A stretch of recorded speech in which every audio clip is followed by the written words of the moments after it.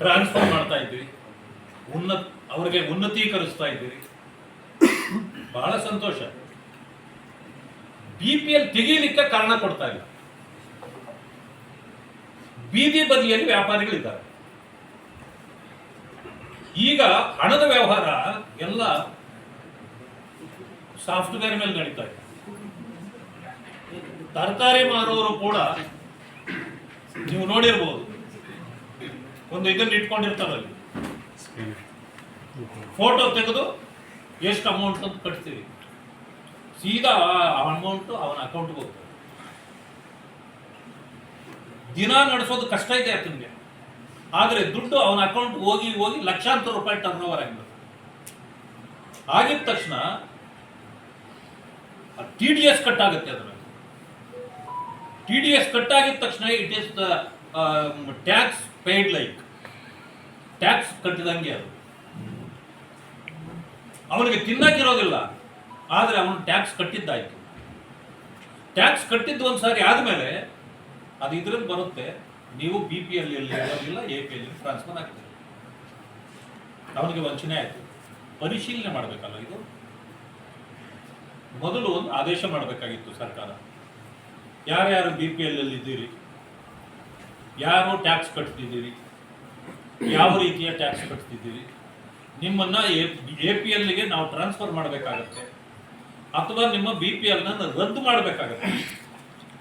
ಇದನ್ನ ನೀವು ಒರಿಜಿನಲ್ ಆಗಿ ಅಪ್ಲಿಕೇಶನ್ ಹಾಕಿ ಅಂತ ಹೇಳಿ ಕೊಡಬೇಕಾಗಿತ್ತು. ನೀವೇ ಹೋಗಿ ಕ್ಯಾನ್ಸಲ್ ಮಾಡೋದು.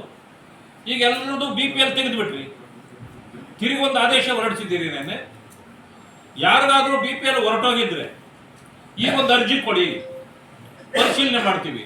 ಇನ್ನು ಅವ್ರು ಅರ್ಜಿ ಕೊಡಬೇಕು, ಪರಿಶೀಲನೆ ಮಾಡಬೇಕು, ಆಫೀಸರ್ ಬರಬೇಕು, ಮನೆ ಹತ್ರ ಚೆಕ್ ಮಾಡಬೇಕು, ನಿಮ್ಮ ಎಲ್ಲ ವ್ಯವಹಾರಗಳನ್ನು ಕೇಳಬೇಕು. ಅದಾದ್ಮೇಲೆ ನೀವು ಹೊಸ ಅರ್ಜಿ ಕೊಡಬೇಕು. ಆಮೇಲೆ ಒಂದು 5-6 ಸಾವಿರ ರೂಪಾಯಿ ಖರ್ಚು ಮಾಡಿ ಒಂದು ಕಾರ್ಡ್ ತಗೋಬೇಕು. ಅಂದ್ರೆ ಇದು ಒಂದು ರೀತಿಯ ವಸೂಲಿ ಅಲ್ವೇ?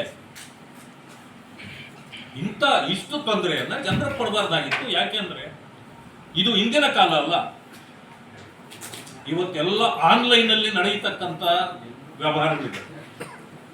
ಇದು ಈ ಸರ್ಕಾರಕ್ಕೆ ಜನರನ್ನ ತೊಂದರೆಗೆ ಸಿಕ್ಕಿಸ್ತಕ್ಕಂಥ ಯೋಚನೆಗಳೇ ಬರ್ತವೆ ಹೊರತು ಪರಿಹಾರಗಳನ್ನ ಕಂಡುಹಿಡಿತಕ್ಕಂಥದ್ದನ್ನು ಮಾಡ್ತಾ ಇಲ್ಲ. ಆದ್ರಿಂದ ವಿಶೇಷ ಗಮನವನ್ನ ಈ BPL APL ಕಾರ್ಡ್ಗಳಿಗೆ ಕೊಡಬೇಕು. ನಾನು ಹೇಳ್ತಕ್ಕಂಥದ್ದು, ನೀವು BPL ನಿಂದ APLಗೆ ಟ್ರಾನ್ಸ್ಫರ್ ಮಾಡಿ, ನಮ್ಗೆ ಚಿಂತೆ ಇಲ್ಲ. ಯಾವಾಗ APLಗೆ ಒಬ್ಬ ವ್ಯಕ್ತಿ BPL ನಿಂದ ಸೇರ್ಬೇಕಂದ್ರೆ ಅವನ ಜೀವನ ಗುಣಮಟ್ಟ ಹೆಚ್ಚಿರಬೇಕು.